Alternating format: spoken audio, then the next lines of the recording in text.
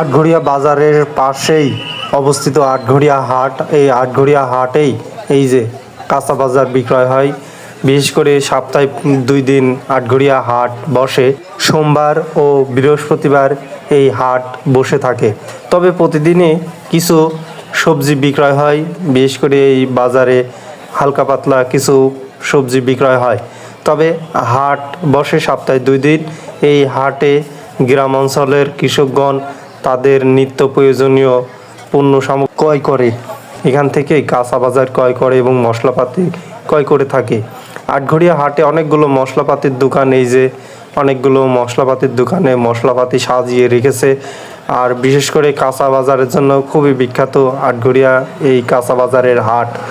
আটঘরিয়ার হাটে একদম সম্পূর্ণ কৃষকের কাছ থেকে সরাসরি ক্রয় করা সবজি বা ফল ফুল শাক সবজি পাওয়া যায়। এই যে এখানে অনেক রকমের শাক বিক্রয় করছে কৃষক, সরাসরি তার মাঠে থেকে নিয়ে এসে তিনি নিজেই বিক্রয় করছে।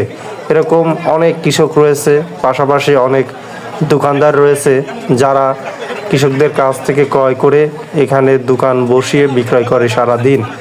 এখন সকালবেলা দোকান সুন্দরভাবে সাজিয়ে রেখেছে দোকানদাররা। বেলা বাড়ার সাথে সাথে ক্রেতাগণ এসে ক্রয় বিক্রয় বৃদ্ধি পাবে, অর্থাৎ ক্রেতাগণ ক্রয় করবে।